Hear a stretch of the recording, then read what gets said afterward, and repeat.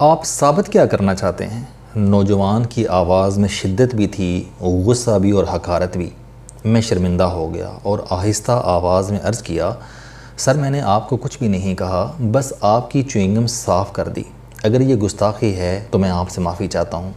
میری معذرت کے باوجود اس کا غصہ کم نہیں ہوا اور وہ ناراض آواز میں بولا، آپ جیسے لوگ ایسی حرکتوں سے اپنا قد بڑا کرنے کی کوشش کرتے ہیں لیکن رہتے پدے کے پدے ہی ہیں۔ میں ہنسا، ہاتھ جوڑے اور لانچ سے باہر آ گیا۔ یہ واقعہ ایئرپورٹ پر پیش آیا۔ میں ارجنٹائن کے لیے روانہ ہو چکا ہوں۔ روانہ ہوتے ہوتے میں ایک اور شخص کو ناراض کر بیٹھا اور میں اب پورا سفر شرمندہ ہوتا رہوں گا۔ میں نے اپنے آپ کو کوسا اور آگے روانہ ہو گیا۔ ارجنٹائن ساؤتھ امریکہ کی طرف دنیا کا آخری ملک ہے۔ دنیا وہاں پہنچ کر ختم ہو جاتی ہے۔ دنیا کے اس آخری ملک کی ایک سائیڈ قطب جنوبی پر انٹارکٹیکا کو چھوتی ہے، دوسری چلی اور تیسری برازیل اور پیراگوئے کو۔ یہ پاکستان سے جغرافیائی لحاظ سے بہت فاصلے پر واقع ہے۔ میں پہلے پیرس جاؤں گا، وہاں سے میڈرڈ کی فلائٹ لوں گا اور میڈرڈ سے جنوبی امریکہ کے تمام ممالک کے لیے ڈائریکٹ فلائٹس چلتی ہیں۔ آپ لاطینی امریکہ کے کسی بھی ملک جانا چاہتے ہیں تو آپ کو اسپین کے شہر میڈرڈ سے ڈائریکٹ فلائٹ مل جائے گی۔ میں بھی بیونس آئرس کے لیے میڈرڈ سے فلائٹ لے رہا ہوں۔ میرے دوست سہیل مقصود مجھے اسپین سے جوائن کریں گے اور ہم دونوں ایک ہفتہ ارجنٹائن ایکسپلور کریں گے۔ انشاءاللہ اگلے 6 ماہ میں میں چلی بھی جاؤں گا۔ میں واقعے کی طرف واپس آتا ہوں۔ مجھے اسلام آباد ایئرپورٹ پر ایک صاحب ملے۔ وہ مجھ سے ناراض تھے۔ ان کا خیال تھا کہ شیر افغن مروت نے افنان اللہ کو مارا تھا، لیکن میں نے مار کو الٹ دکھا کر مرحوم مشاہد اللہ سے اپنی دوستی نبھائی۔ وہ لمبی تقریر کرتے رہے اور میں خاموشی سے سنتا رہا۔ میں نے وقت کے ساتھ ساتھ یہ سیکھ لیا ہے کہ انسان کو بلا وجہ بحث میں نہیں الجھنا چاہیے۔ آپ اطمینان سے دوسروں کی تلخ سے تلخ بات سنیں اور پھر مسکرا کر آگے نکل جائیں۔ آپ کا وقت اور انرجی دونوں بچ جائیں گے۔ خدا کائنات کی سب سے بڑی حقیقت ہے، لیکن جب آدھی دنیا خدا کو نہیں مانتی اور باقی آدھی خدا کی نہیں مانتی تو پھر آپ کی کون سنے گا اور آپ کو کون مانے گا؟ لہٰذا آپ اپنے آپ کو سچا ثابت کرنا بند کر دیں۔ آپ کی 2/3 ٹینشن ختم ہو جائے گی۔ خاموشی کے بعد دوسرا شاندار ہتھیار معذرت ہے۔ آپ فوراً اپنی غلطی مانیں، معافی مانگیں اور آگے بڑھ جائیں۔ آپ کی باقی ٹینشن بھی ختم ہو جائیں گی۔ ہم اپنے آپ کو سچا ثابت کرنے میں بہت سا وقت اور انرجی ضائع کر بیٹھتے ہیں۔ ہم یہ کوشش بند کر کے اچھی اور مطمئن زندگی گزار سکتے ہیں۔ میں اس بار بھی اس نوجوان کی بات اطمینان سے سنتا رہا۔ اس کا لہجہ بلند اور شدید تھا۔ اسے سن کر 2-4 اور لوگ بھی آ گئے اور وہ بھی بحث میں شریک ہو گئے۔ 1-2 صاحب مجھ پر تنقید کر رہے تھے اور 2 ایک میری طرفداری، اور میں کبھی ایک کو دیکھتا تھا اور کبھی دوسرے کو۔ وہ جب تھک گئے تو میں نے عرض کی، بھائی جان، میں نے اپنی کھلی آنکھوں سے جو دیکھا وہ میں نے بیان کر دیا۔ باقی آپ بہتر سمجھتے ہیں اور اس فکرے کا وہی نتیجہ نکلا جو ایسی صورتحال میں عموماً نکلتا ہے۔ وہ مزید ناراض ہو گیا۔ وہ بحث کے ساتھ ساتھ چوئنگم بھی چبا رہا تھا۔ چوئنگم بار بار اس کی دلیل میں اٹک رہی تھی، لہٰذا اس نے انگلی منہ میں ڈالی، چوئنگم نکالی اور ہاتھ نیچے کر کے کرسی کے ساتھ چپکا دی اور دوبارہ بحث میں الجھ گیا۔ اسے اب دوسرے لوگ جواب دے رہے تھے اور میں ان کے لیے غیر متعلقہ ہو چکا تھا۔ مجھے اس کی چپکائی ہوئی چوئنگم ڈسٹرب کر رہی تھی، چنانچہ میں اٹھا، جیب سے ٹیشو پیپر نکالا، اس کی کرسی کے پاس گیا اور اس کے کندھے پر ہاتھ رکھ دیا۔ وہ گھبرا گیا، لیکن میں نے اس دوران جھک کر اس کی کرسی کے نیچے سے چوئنگم اتاری، ٹیشو پیپر میں لپیٹی اور ٹیشو پیپر ڈسٹ بن میں پھینک دیا، اور میری یہ حرکت اسے مروت اور عفان کی لڑائی سے بھی زیادہ بری محسوس ہوئی اور وہ باقاعدہ ناراض ہو گیا۔ میں نے اسے معافی مانگی اور لاؤنج سے باہر آ گیا۔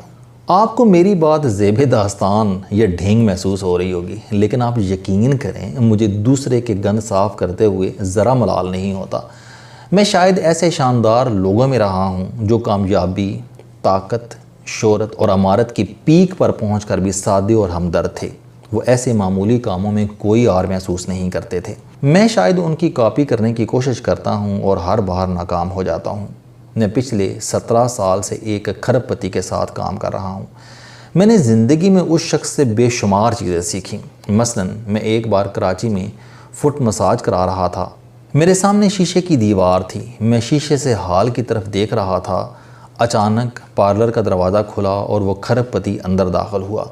ہال کے درمیان میں سٹول پڑا تھا، یہ غالباً صفائی والا صفائی کے دوران وہاں رکھ کر بھول گیا تھا اور انتظامیہ نے بھی اس پر توجہ نہیں دی تھی، لیکن وہ راستے میں خلل ڈال رہا تھا اور جمالیاتی لحاظ سے بھی برا لگ رہا تھا۔ میرے سامنے وہ کھرب پتی آیا، بینچ کے قریب رکا، دائیں بائیں دیکھا، بینچ اٹھایا اور اسے دیوار کے ساتھ رکھ کر اندر داخل ہو گیا۔ اس نے اس کے بعد کسی سے کوئی شکایت نہیں کی۔ میں متاثر ہوئے بغیر نہ رہ سکا۔ میں نے اس شخص کو ہمیشہ ورکرز کے واش روم استعمال کرتے دیکھا اور وہاں بھی یہ باہر نکلنے سے پہلے ٹیشو پیپر سے واش بیسن صاف کر دیتا ہے۔ میں نے ایک بار اس سے اس سادگی کی وجہ پوچھی تو اس نے مارس کمپنی کے چیئرمین جان مارس کا واقعہ سنا دیا۔ مارس فوڈ آئٹمز کی بڑی امریکی کمپنی ہے۔ یہ چاکلیٹ بھی بناتی ہے، ببل گمز بھی اور پالتو جانوروں کی خوراک بھی۔ اس کی سالانہ سیل $45 بلین ہے، جبکہ پاکستان کی ٹوٹل ایکسپورٹس $16 بلین ہیں۔ اس $45 بلین کی کمپنی کا چیئرمین جان مارس کمپنی کی کسی میٹنگ میں شریک تھا۔ پریزنٹیشن چل رہی تھی اور اس دوران چھت کی ایک چھوٹی سی لائٹ نے جلنا بجھنا شروع کر دیا۔ یہ معمولی سی خرابی تھی اور اس سے پریزنٹیشن پر کوئی فرق نہیں پڑ رہا تھا۔ جان مارس خاموشی سے اٹھا، باہر گیا، تھوڑی دیر بعد واپس آیا تو اس کے کندھے پر فولڈنگ سیڑھی تھی۔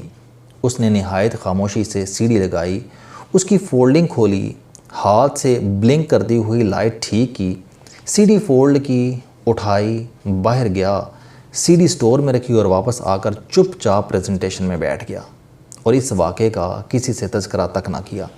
اور یہ $45 بلین کی کمپنی کے مالک کا رویہ تھا، جبکہ میٹنگ روم میں بیٹھے تمام لوگ اس کے ملازم تھے۔ مجھے پاکستانی کھرب پتی نے یہ واقعہ سنا کر کہا کہ اگر جان مارس کر سکتا ہے تو میں کیوں نہیں؟ میرے پاس اس سوال کا کوئی جواب نہیں تھا۔ میں یہاں آپ کو سید بابر علی کا ایک واقعہ بھی سناتا چلوں۔ سید بابر علی پاکستان کی سب سے بڑی اور پرانی کاروباری شخصیت ہیں۔ یہ نیسلے کمپنی کے میجر شیئر ہولڈر اور پیکیجز لمیٹڈ کے مالک ہیں۔ لمز بھی ان کا کمال ہے۔ یہ 97 سال کی عمر میں آج بھی 14 گھنٹے کام کرتے ہیں اور سادگی کا یہ عالم ہے کہ یہ عام سے کاموں کے لیے عام ڈپٹی ڈائریکٹرز کے آفس میں 2 گھنٹے بیٹھے رہیں گے اور ڈپٹی ڈائریکٹر کو کانوں کان خبر نہیں ہوگی کہ اس کے سامنے کتنی بڑی شخصیت بیٹھی ہے۔